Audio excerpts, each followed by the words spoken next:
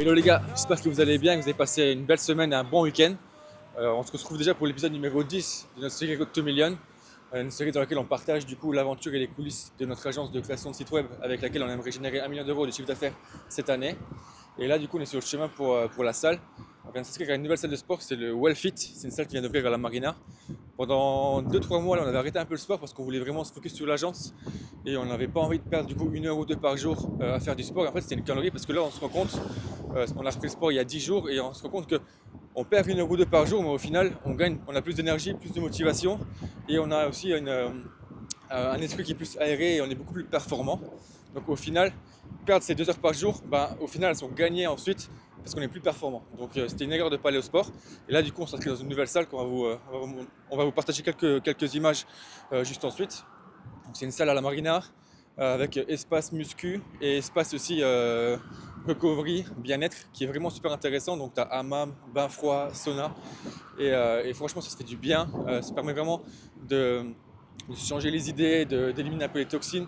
Et on le sait, entreprendre, c'est quand même assez anxiogène. Et finalement, prendre aussi du temps pour soi, se changer un peu la tête et vraiment souffler, on sent que c'est vraiment beaucoup de bien au moral. Et ça donne vraiment de la motivation pour la suite. Et par contre, c'est une salle qui est pas donnée. C'est quand même une salle qui coûte 180 € par mois. Il faut payer à l'année. Donc ça a un coût. Mais typiquement, c'est pour ce genre de choses que nous, on travaille. C'est ça pour nous le lifestyle, c'est pouvoir se permettre l'accès à des lieux comme ça, bien-être, pouvoir bien manger, pouvoir s'entraîner dans des belles salles et prendre soin de soi. Et c'est typiquement pour ce genre de choses que nous, on travaille. Et c'est aussi intéressant parce que du coup, l'accès à cette salle est réservé à des personnes qui ont quand même des moyens. Et typiquement, nous, on a quand même déjà rencontré pas mal d'entrepreneurs avec lesquels on peut faire du réseau et avec lesquels on peut s'échanger des conseils business. Et ça aussi, en vrai, c'est pas négligeable et c'est super intéressant d'échanger avec ce type de personnes. Seen the way you're talking on my phone last night, God.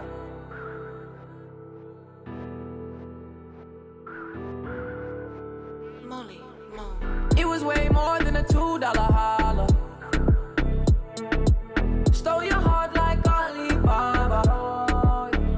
Seen the way you're talking on my phone last night, oh God.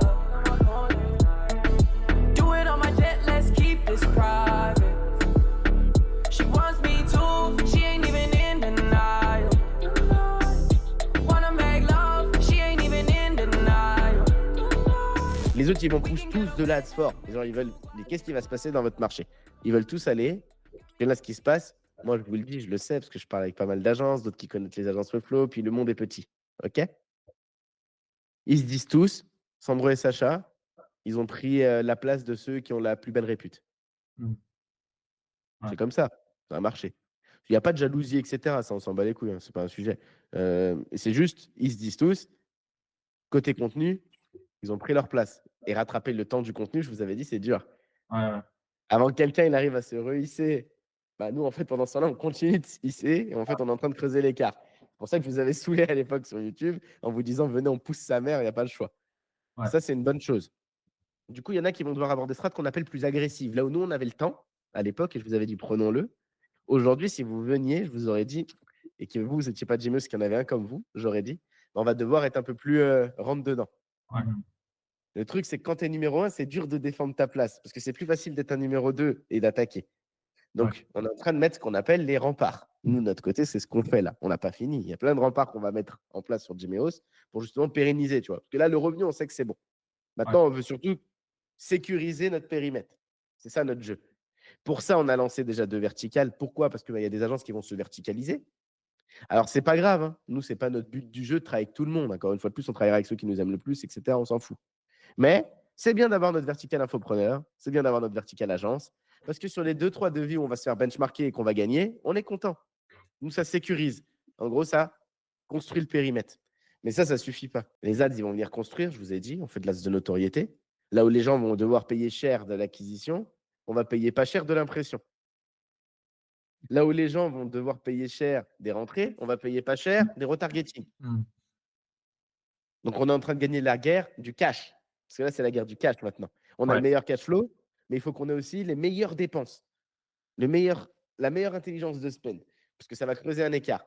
Et il se pourrait qu'on en ait un ou deux qui viennent et qui soient agressifs. Moi, je me mets toujours à l'abri en me disant, OK, comment je dois faire pour tout sécuriser à balle. Ça s'appelle des douves économiques, pour information. C'est pas un concept qui est très connu, parce que c'est pas, il y a peu de boîtes qui en arrivent là et qui ont besoin. Ils en parlent pas en général. Ils protègent ça. I'ma meet you at the graveyard, where you lay down, where you stay now, face the cold, I'm no longer by my side now. Wish we were together now, no one else see ya.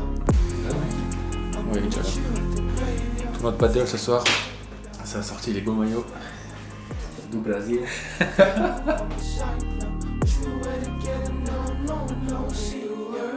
Undecided between life and past, and what's your battle? Yo les gars, on est en route pour le paddle, donc c'est une activité qu'on aime beaucoup faire à Dubaï. En tout cas le soir, ça nous permet de beaucoup décompresser et de taper un peu dans la balle pour décompresser des grosses journées, surtout en ce moment. Donc j'en profite pour vous parler d'un sujet qui est assez connu, ou même assez connu des fondateurs d'agences, peu connu des gens dans le business au global, parce que c'est assez propre au business de service. C'est en fait ce qu'on appelle un peu la vallée de la mort dans le business de service. En gros, en général, chaque business de service commence par en fait l'envie d'une personne, hein. Ça peut être en général un profil freelance au départ, de mettre en place, de moyenner de l'argent en échange de ses services et de son expertise. Donc c'est en général ce qu'on appelle un freelance. Et un freelance, en fonction de comment il est bon, de son expertise, de ses use cases et donc de son track record, il va pouvoir vendre du TJM, donc de 200 € pour un très junior jusqu'à plus de 1000 €, 2000 €. Ben là, c'est plus ensuite du consulting, mais ça peut aller assez haut. Et en fait, il y a des sujets, c'est qu'en général, il y a toujours des plafonds. Donc il y a un plafond, ce qu'on appelle au départ, c'est un peu le business, je l'ai noté, hein. Phase de croissance initiale, c'est de 0 jusqu'à 50K pour un très très bon freelance qui facture 1500 € au jour sur la globalité des jours. Après, bien sûr, il y a aussi des freelances qui sortent du TGM, mais voilà, vous avez un peu, en gros, la grosse idée. Et après, donc, au-dessus de ces 50K, il y a d'autres sujets. C'est-à-dire qu'à bout d'un moment, le temps, il est limité. Et quand c'est du service, tu dois vendre ton temps parce que c'est ton temps à travailler que tu vas vendre. Et du coup, forcément, c'est quoi ton plafond pour aller chercher plus que 50K? Ça va être ce qu'on appelle un peu le recrutement.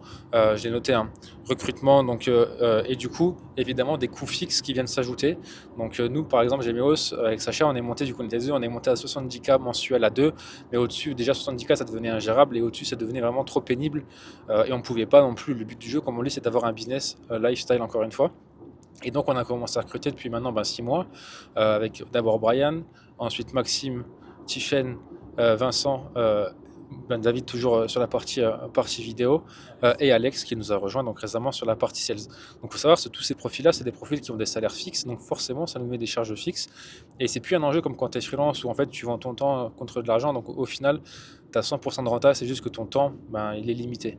Là pour le coup, en fait sur un projet que tu vas vendre X montant, donc 10-15 000 €, tu vas avoir un designer, un développeur et ton sales qui va te coûter de l'argent. Et en fait ton sujet c'est à quel point en fait tu vas être rentable sur le temps qu'ils passent versus ce que toi tu vends.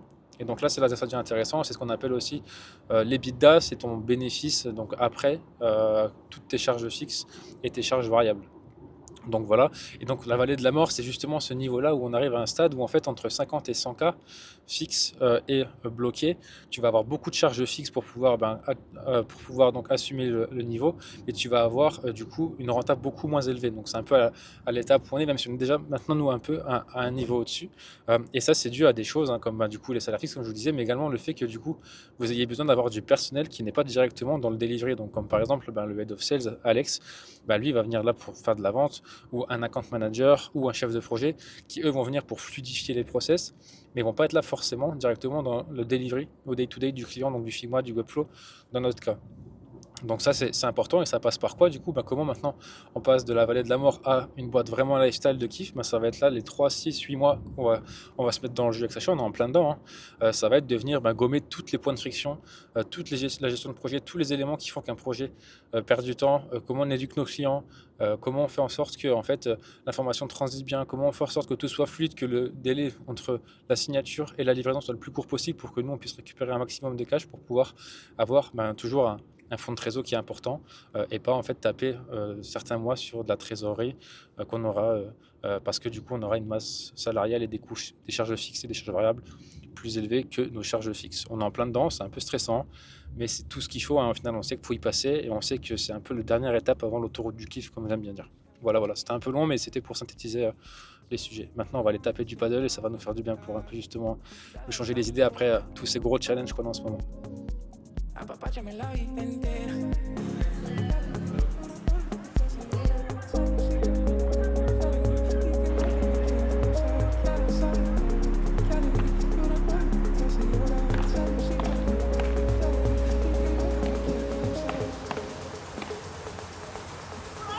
Calentamos papadas, calcado.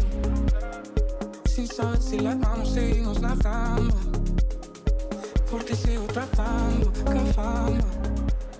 Regando las flores que de viejos no se fuman. Elle aimait bien les deux premières versions là. Ouais. Donc normalement on va partir sur une des deux. Je vais juste lui faire quelques modifs parce qu'elle m'a quand même fait quelques petits retours sur les couleurs de celle-là, il me semble que c'était un peu trop sombre, mais en tout cas elle aimait beaucoup les deux. Ouais, franchement, elles sont cool. Donc, J'avais pas vu celle-là, franchement, j'aime bien. bon, J'aime bah, bien la merci. vidéo aussi, sympa. Ouais, j'avais demandé un peu conseil à Max pour celle-ci, Ouais. parce que j'avais des idées pour la V1 et V3, mais enfin V1, V2 à l'époque. Mais ouais, il m'a aidé pour celle-là, il m'a donné une petite direction et tout. C'était très cool de sa part. Pareil, super communication avec Louis, hein, il comprend super bien les enjeux, là, c'est trop agréable. Ouais, ils sont cool. Bah, Ouais. En plus, c'est une boîte dans la tech, dans le dev, donc ils comprennent les enjeux, c'est assez bien de parler le même langage. Ouais, ça change tout, c'est tellement plus fluide et ses retours aussi sont vraiment très, très pertinents, donc notre site, il n'y en a pas tant que ça finalement, mais donc là, la home est validée, je viens de décliner le responsive, là, il y a des petits commentaires que j'ai à traiter, mais voilà, on valide ça, j'en profite pour vous montrer, là j'ai rempli le nouveau UI kit. Ouais, j'ai vu, d'ailleurs, franchement, il est top, hein. Il est bien mieux que celui que j'avais fait à la base. Il est plus complet, surtout que c'était important qu'on ait le type scale pour desktop et mobile. Oui, ouais. Ça, je pense que c'est super important pour les devs et il le manquait. Plus, je trouve qu'il est plus propre et en plus, tu as acheté les composants, donc franchement, nickel. Ouais, ça c'est pas mal, et surtout toi, là, je viens de le tester un peu en déclinant le template et puis en l'adaptant à ce projet-là, et ça fonctionne super bien, donc c'est cool, et je pense qu'il se suffit, quoi. Il ne faudrait pas trop le pousser non plus, parce que je pense Non, ça reste un UI kit, hein, c'est pas non plus un design system. En tout cas, je suis content, tous les projets avancent bien, tous les clients sont contents. Je sens que tous les deux, vous êtes contents de bosser ensemble aussi. Ouais, à fond. c'est fluide. Ouais, vous faites des calls entre vous de temps en temps ou même pas, c'est que du Slack. Ouais, si, ça dépend, ouais. Ouais, on s'appelait quelques fois sur le Slack. Mm. Donc, Ouais, sur le tout premier projet là, quoi qu'il, on avait fait un petit call et tout, parce que au tout début, j'avais un peu tapé à côté Ok. de ce que voulait le client et tout. Mais ouais, franchement, dès que j'ai une question, je demande à Max et tout. Il répond toujours dans les 30 secondes, c'est trop bien. Max, il est réactif, hein. Non, mais c'est super À important. C'est super important de ne pas hésiter à vous challenger entre vous, à vous poser des questions. Je pense que l'intelligence collective, c'est ce qui nous permet aussi de faire de la magie, comme on dit. Donc, Ouais. il ne faut vraiment pas hésiter. Nous, pour nous, c'est aussi pour ça que c'est important d'avoir une bonne cohésion dans la team pour que personne n'ait peur d'aller vers l'autre, pour que tout le monde puisse vraiment bosser ensemble dans les meilleures conditions. C'est super important. Donc ça, c'est top. Parce que c'est bien d'avoir les meilleurs éléments, mais s'ils ne savent pas jouer ensemble, bah, ça ne fonctionne pas. Mm. Non, mais complètement, et je vois surtout avec Brian, tu vois, au début, voilà, c'était pas mon univers, c'était plus compliqué, là, depuis Dubaï, voilà, on échange ultra facilement, c'est beaucoup plus fluide, il y a une proximité, toi, qui s'est créée. Ouais, bah non, mais c'est vrai, hein, c'est super important aussi, c'est le but aussi du séminaire, hein. C'est de kiffer, mais aussi de vraiment tisser du lien entre nous, apprendre à se connaître autre que derrière l'écran. On te verra bientôt aussi Vincent cet été, j'espère, pour le petit séminaire, mais c'est vrai que du coup, Ouais, ça nous a quand même vachement rassemblés, et il y a vraiment un avant-après séminaire. Et donc c'est vraiment ce qu'on cherchait, donc on est content. Mais j'ai vraiment l'impression qu'il y a une sorte de bienveillance dans l'équipe, en mode dès que quelqu'un fait un truc bien, bah on lui dit. Et vraiment, on essaye de tirer au maximum du positif de ce qu'on fait et tout, et ça c'est vraiment cool. La dernière fois quand, c'était lundi je crois, ouais, pour la réunion d'équipe, il y avait Max et Brian dans le call en premier, et quand je suis arrivé, Brian il était en train de dire ah franchement le guide que tu m'as fait le fichier Figma que tu m'as fait, il est parfait mon gars et tout. C'était Ouais. j'étais là, putain, trop bien. Je vous disais plutôt dans la vidéo qu'on avait du coup des sujets de process et d'optimisation des process pour passer au travers de cette fameuse vallée de la mort. Et il y a un sujet du coup qui vient beaucoup sur la table en ce moment, après maintenant plus d'un mois à discuter avec les différents designers et développeurs. Juste avant, je voulais juste vous montrer rapidement. On a acheté un peu de déco pour émettre un peu de verdure aussi dans l'appart. Bon, ça permet aussi d'éliminer, je crois, hein, si je dis pas de bêtises, les plantes, d'éliminer, je crois, l'humidité ou en tout cas tout ce qui est la pollution dans l'air. Enfin, voilà, on va dire que c'est gadget. Et il y a un petit bonsaï là qui fait kiffer. Voilà, et des petites lampes pour avoir une petite ambiance cocooning. C'est quand même important, on travaille ici toute l'année, on passe 90% de notre temps dans cet appart, donc c'est quand même cool d'avoir un truc assez où on se sent bien évidemment. Et aussi on a acheté des cadres pour habiller ce mur-là et un petit peu ce mur-là. Voilà, donc comme ça vous savez, ça, dès qu'on le fera, on vous montrera, comme ça vous avez un peu tout l'envers du décor. Et du coup, attendez, je vais vous poser là. Tac. J'essaie de pas faire tomber la caméra. Yes, parfait. Yes. Et du coup, je vous disais, donc on avait ce sujet de gestion de projet, etc. On a beaucoup parlé justement, big up à Raphaël, avec qui on a été manger cette semaine, qui a justement aussi un bon réseau, qui a pu échanger, qui a aussi d'ailleurs un studio création de website, branding, etc. Je vous invite à aller voir, c'est La Rampe. Et du coup, il avait aussi ces sujets-là de quand tu commences à avoir plus de 10, 15, 20 projets, comment tu fais en fait ta partie gestion de projet. Et en fait, on en a parlé, et nous, c'est un truc qui nous biaisait un peu au début. On s'est dit, en fait, si on met des bons process, si on fait de la doc, on n'a pas besoin d'avoir un chef de projet / CSM / account manager. C'est toujours un peu fin, le biais entre ces différents profils. Et on en est arrivé à un stade où on pense qu'on va devoir recruter un AM. On pensait recruter un AM encore lundi, sauf que jeudi, après en avoir parlé avec Alex, donc notre head of sales / CSM, il s'est dit que c'était une mission qui pourrait bien lui plaire. Il est très fort humainement, il n'y a pas meilleur que lui sur la partie humaine, en termes de relationnel, etc. Et en fait, on se rend compte que ça serait vraiment génial parce que du coup, vous serez sur la phase de closing, sur la phase donc, de suivi de projet, donc pour faire en sorte que le projet se passe bien, pour le suivi, des petits messages de follow-up, etc. Et sur la phase ensuite de upsell à la fin. Donc, c'est-à-dire que le client il aurait le même interlocuteur unique, entre guillemets, il y aura quand même des échanges avec les devs et les designers, mais en tout cas du début du projet à la fin livraison et post-livraison. Donc c'est vraiment génial, je pense qu'en termes de valeur perçue et d'expérience client, c'est vraiment génial. Donc on est en train de réfléchir à ça, à voir s'il a la bande passante, à voir si ça rentre dans le scope, à voir si ça se passe, comment on l'articule et comment on formalise ce poste en fait, parce qu'aujourd'hui c'est très dur pour nos devs et nos designers de faire cette partie gestion de projet, ça les défocus, ils sortent un peu de leur zone de génie, comme j'aime bien dire, qui est en fait d'être dans Figma ou d'être dans Webflow. Donc on va essayer ça sur les prochains mois, c'est un peu aujourd'hui c'est un peu aujourd'hui, on va dire, un des points les plus painful pour nos équipes. Donc on va tester ça, et puis on vous brief, on vous dira directement dans les prochaines semaines. Et il faut savoir aussi qu'en termes de valeur perçue et d'expérience, c'est trop bien pour le client dans le sens où là aujourd'hui, en fait, vu que nos devs et nos designers font beaucoup de deep work pour shipper vite, et par moment, ils vont mettre une demi-journée, une journée à répondre à des messages. Là où nous, on veut vraiment être réactif et on va se mettre une petite, d'ailleurs merci encore Raph, des petites règles du style, il faut répondre sous 2 heures, il faut toujours anticiper. Donc si le client pose une question, c'est qu'on n'a pas été assez bon pour anticiper, et il faut toujours parler avant le client. C'est-à-dire que peut-être que le client il n'a pas pu avancer sur un sujet, si on attend quelque chose de lui, tous les 24 heures, on le relance pour vraiment faire en sorte que ça ship, ça délivre, etc. Et les éduquer au max, encore une fois, pour pouvoir aller le plus vite possible sur la phase de delivery et pour apporter le plus vite de la valeur, facturer à la fin et in fine, encaisser plus vite. Encore une fois, c'est du business.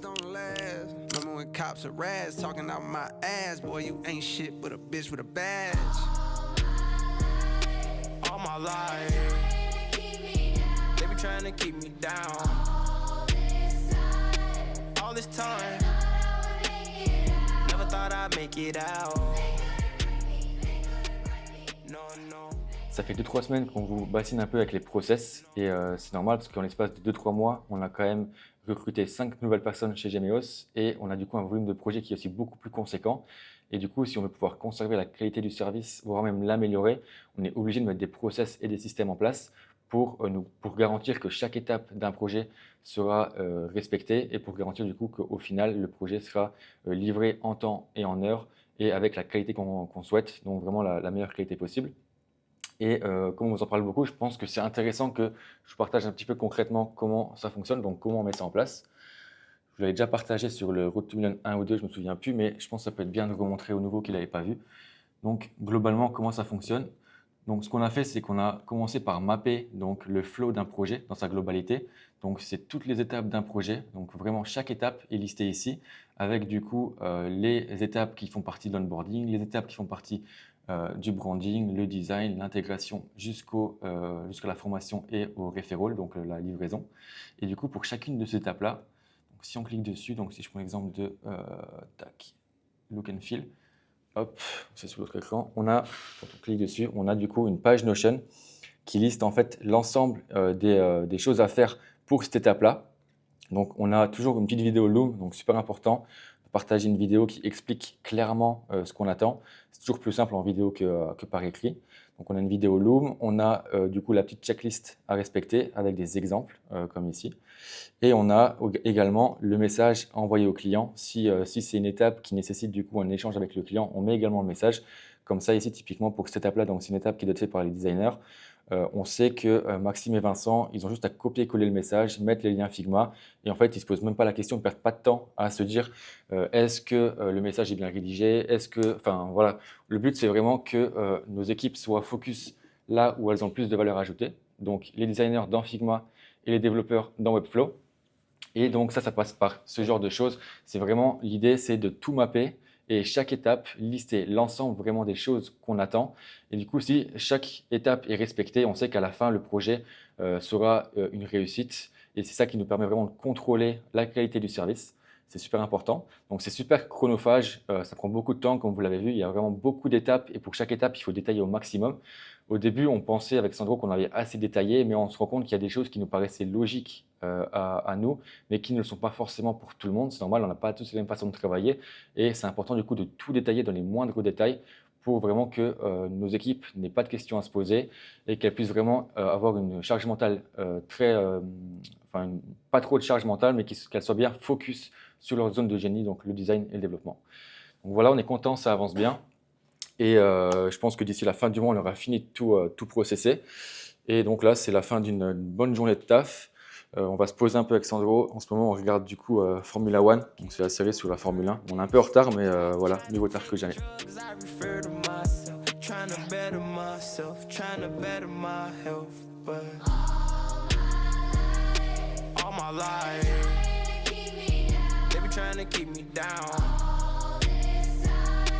All this time,